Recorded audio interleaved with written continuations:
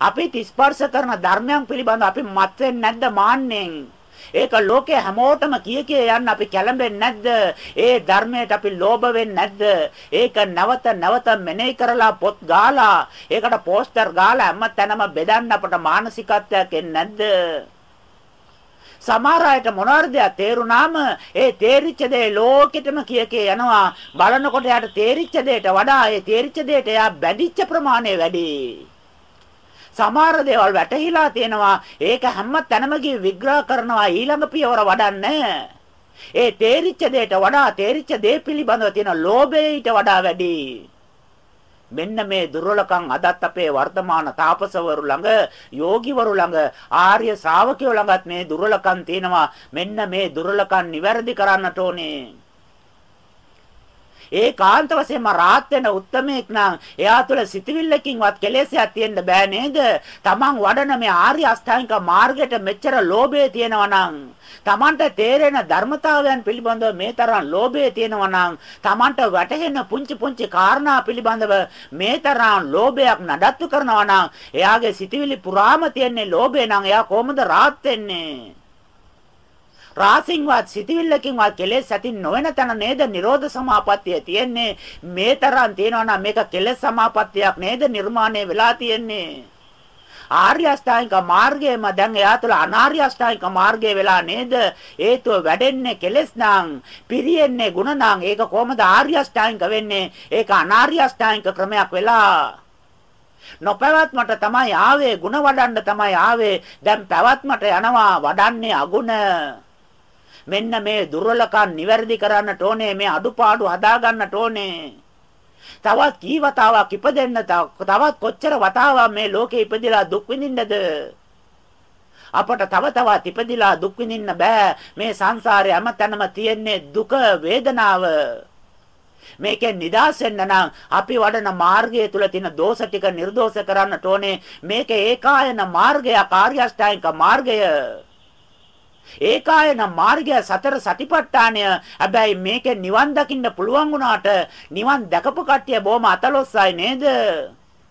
ඒකාන්ත වශයෙන්ම මේ මාර්ග ඉවර වෙන්නේ රාත් බෝධියෙන් නම්. ඇයි රාත් බෝධියෙන් ඉවර වෙච්ච කට්ටිය මේ තරම් දුර්ලභ? එහෙනම් මේක තුල තියෙන දෝෂ ටික නිර්දෝෂ කරන්නට ඕනේ. ඒ අඩුපාඩු නිවැරදි කරනකම් ඒ කියන උත්තරීතර தත්ත්වය අපට උදා වෙන්නේ නැහැ. ඒ කියන නිරෝධ සමාපත්තියේ හිමිකාරත්වය අපට ලැබෙන්නේ නැහැ. එහෙනම් ආර්ය අෂ්ටාංගික මාර්ගය තුල සැඟවුණු ලෝභය අපි දකින්නට ඕනේ. ඒක නිරෝධ කරන්නට ඕනේ. මින්මතු එවැනි ලෝභයක් අපි තුල නිර්මාණය නොවෙන්නට, නොවැඩෙන්නට වග බලා ගන්නට ඕනේ. ඒ පිළිබඳව සිහිය පැවතෙන්නට ඕනේ. එහෙනම් අපි වඩන ආර්ය අෂ්ටාංගික මාර්ගය තුල සම්මා සෝතයෙන් අපට යම් යම් දේවල් හැයෙනවා. ඒ හැයෙන හැම කාරණාවක්ම මතක තියාගෙන ඒ කාරණාවට හොඳටම ලෝභ වෙලා ඒක හොඳට මතක තියාගෙන මමත් කනාගතේ කවදාරි මේ කාරණාව දේශනා කරනවා. කවදාරි දවසක ආවල් රට ජාතියට ගිහිල්ලා මේක දේශනා කරනවා. මමත් කවදාරි දවසක ප්‍රත්‍යක්ෂ කළාම පළවෙනි මංගල ධර්ම දේශනාවට මෙන්න මේ කාරණාවයි උපමාවයි මමත් කියනවායි කියලා අර ලෝභකමෙන් අර ධර්ම කාරණා නඩත්තු කරන්නේ නැද්ද? අනන්ත අප්‍රමාණ කරුණාකාරණා හොඳට ශ්‍රවණය කරලා හදත් අපි ඒවා මතකේ රඳවගෙන ලෝභකමින් අල්ලාගෙන ඉන්නවා. හැබැයි ඒ කාරණා පුරුදු පුහුණු කළාද, ඒක තුලින් ඵල ලැබුවද කියලා බැලුවාම කිසිම ඵලයක් ලැබලා නැහැ. ලැබපු එකම ඵලය තමයි නැවත ඉපදිලා දුක් වෙන්න, ජාතිය ජරාව භවයක් අදාගෙන ඉන්නවා. නැවත ඉපදීමට හේතුව සකසගෙන ඉන්නවා. ඒක තමයි යාට ලැබිච්ච ඵලය. ආර්ය ඵල හතරක් තියෙනවා නම් සෝවාන් සකු르දාගාමි අනාගාමි හරියක් කියන ඒ ඵල හතර නම් මාර්ගයේ ආර්ය ඵල හතරක් තියෙනවා නම් ඒක සෝතාපන්න මාර්ගයේ සකු르දාගාමි මාර්ගයේ අනාගාමි මාර්ගයේ හරියත් මාර්ග කියන ඒ ඵල හතර නම් එහෙනම් ආර්ය මාර්ග වලට මෙච්චර ඵල 8ක් තියෙනවා නම් අනාර්ය වලටත් ඵල තියෙන්න ඕනේ නේද? ඵලයක් කියලා කියන්නේ තමන් කරන දෙයට හම්බෙන ප්‍රතිඵලය. තමන් ලෝභය වැඩුවාම ලෝභයට ඵලයක් හම්බෙනවා. ද්වේෂය වැඩුවාම ද්වේෂයට ඵලයක් හම්බෙනවා. රාගය වැඩුවාම රාගයට ඵලයක් හම්බෙනවා. අගුණ වැඩුවාම, පුතුජන ස්වභාවය වැඩුවාම, දෘෂ්ටි වැඩුවාම මේ කියන හැම දෙයක් තුළම ඵලයක් හම්බෙනවා නේද අපට? එහෙනම් අපි ලබාපු ඵල තමයි මේ බුද්ධ ශාසනය 2600ක් වෙනකන් ඉපදලා දුක් විඳින මේ දුකපව අපි ලබපු ඵලයක්. අපි වඩපු කෙලෙස් වලට අපිට ලැබිච්ච ඵල. අනාර්ය මාර්ගයේ වඩපු නිසා අපි ලබාගත් ප්‍රතිඵල නේද මේවා. අදත් අපට ප්‍රශ්න ගැටලු තියෙනවා යන මන් නැතුව තියෙනවා මේ සෑම ගැටලුවක්ම අපේ කෙලෙස් වලට ලැබිච්ච ප්‍රතිඵල නෙමෙයිද? එහෙනම් ආර්ය අෂ්ටාංග මාර්ගය තුළ අපට ඇහෙන සෑම වචනයක් තුළම අපි උපාදානය කරගන්නවා. ඒක ලෝභය බවට නඩත්තු කරනවා. මෙන්න මේ දුර්වලකම් නිවැරදි කරන්නට ඕනේ. ඇහෙන හැම දෙයක් තුළම මේ ප්‍රශ්නේ තියෙනවා. ඒ අඩුපාඩු දකින්නට ඕනේ.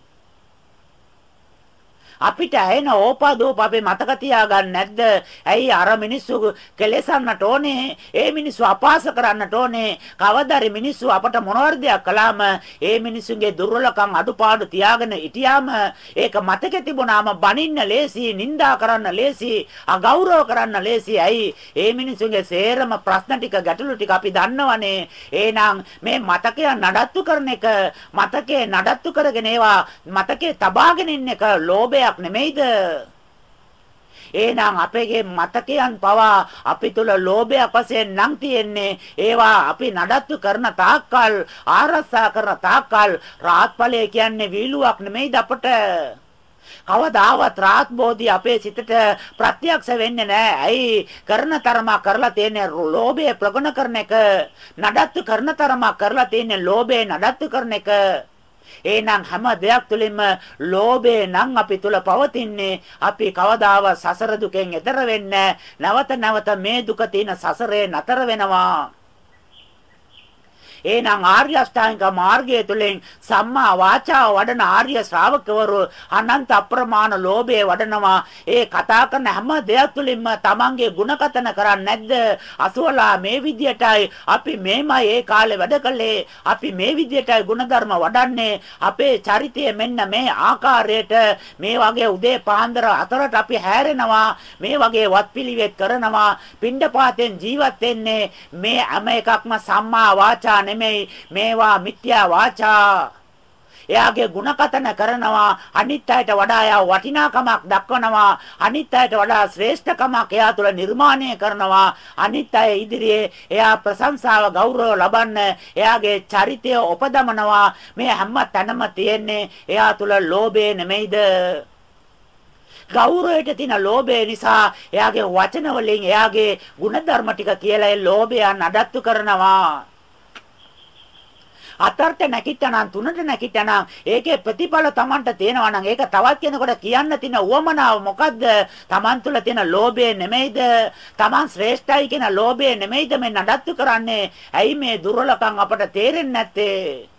බත් කනවා නම් අපිට මේවා තේරෙන්න එපාය. තනකොළ කන සත්තුන්ට තේරෙනවා මාව මරන්න යනවා, මාව කමතට එක්කන් ගිහලා වැඩ ගන්න යනවා, මාව කරත්තට බඳින්න යනවායි කියලා තනකොළ කන සත්තුන්ට තේරෙනවා නම් බත් ව්‍යංජන කන අපට මීට වඩා තේරෙන්න ඕනේ නේද? එහෙනම් සම්මා වාචා වඩන හැම තැනම අපි ලෝභයක් වඩනවා, ගෞරව ලෝභය වඩනවා, මාන්‍ය ලෝභය වඩනවා, ඊතුවක්කාර ලෝභය වඩනවා, නැති ගුණ ධර්ම තියෙනවායි කියලා අනිත් අය ඉදිරියේ ප්‍රශංසා ලෝභය වඩනවා, කීර්ති ලෝභය වඩනවා, ගෞරව ලෝභය වඩනවා. මේ හැම තැනම ලෝභය පැල කරලා ලෝභය සංවර්ධනය කරනවා, නඩත්තු කරනවා. මේ දුර්වලකම් හදන්න නැතුව කවදාවත් සෝවාන් වෙන්නේ නැහැ. කවදාවත් සකු르දාගාමි වෙන්නේ නැහැ. කවදාවත් මේ භවයේ රාහත් වෙලා පිරිනිවන් පාන්නේ මේ වගේ මෝඩකම් අපි තුල තියෙනවා නම්, මේ වගේ ලෝභකම් තාම නඩත්තු කරනවා නම්, මේ වගේ උම්මත්තක ස්වභාවයක නම් ජීවත් වෙන්නේ. දැන් ඉඳලා මේ දුර්වලකම් අඩුපාඩු හදාගනිමු. නිවැරදි ආර්ය අෂ්ටාංගික මාර්ගය තථාගතයන් වහන්සේලා ප්‍රත්‍යක්ෂ කරලා දේශනා කරපු ආර්ය අෂ්ටාංගික මාර්ගය වඩන්නට ඕනේ. අපි තුල තියෙන කෙලෙස් වලට අනුව, අපි තුල තියෙන ඒ පුදුජන ස්වභාවයට අනුව ආර්ය අෂ්ටාංගික මාර්ගය වෙනස් කරගෙන වැඩුවට ඒක ආර්ය අෂ්ටාංගික මාර්ගයක් වෙන්නේ නැහැ. ඒකාන්ත වශයෙන් මේක අනාර්ය අෂ්ටාංගික මාර්ගයක් වෙලා ඒක තුලින් කෙලෙස් තමයි වැඩෙන්නේ. එහෙනම් මේ වගේ දුර්වලකම් මේ වෙනකොටත් වර්තමානයේ අපේ චරිත තුල තියෙනවා. හැම දෙයක්ම හොයලා අඩුපාඩු නිවැරදි කරන්න. ඒ දුර්වලකම් නිවැරදි කරගන්න. එහෙනම් අපේ වාචාව තුළ මෙච්චර කාලයක් අපේ ಗುಣ කතන නම් කළේ අනිත් අයගෙන් ගෞරව බලාපොරොත්තු වෙන්න ඒ ගෞරවයට තියෙන කෑදරකමට ලෝභකමට නම් කතා කළේ අනිත් අයගේ දේපල ගන්න ප්‍රත්‍ය ගන්න ඒ මිනිසුන්ගේ මුදල් ටික අපේ ගිණුම් වලට ලබා ගන්නට නම් කතා කළේ හැම දෙයක් තුලින්ම බලාපොරොත්තුවක් ඇතුව ඒ ලෝභකමෙන් නඩත්තුවට නම් කතා කළේ අදින් පස්සේ ඒ සම්මා වාචාව තුළ ලෝභය නඩත්තු නොකරේවා අද ඉඳලා එවැනි ලෝභයක් අපේ වචනවල මිශ්‍ර වී නොපැවතේවා අද ඉඳලා ඒ අඩුපාඩු දුර්වලකම් නිවැරදි කරගන්න සම්මා වාචාව තුළ නිවීම පමණක් තිබිය යුතුයි. ඒක තථාගතයන් වහන්සේලා දේශනා කරපු සම්මා වාචාව බවට පැවතිය යුතුයි. කිසිම මොහතක ඒ සම්මා වාචාව තුළ ලෝභය නිර්මාණය නොවිය යුතුයි. ඒ පිළිබඳ සිහිය ඒක වඩන භාවනා යෝගියා තුළ සතර ඉරියව්වෙන්ම පිරිනිවන් පාන කම්ම තිබිය යුතුයි.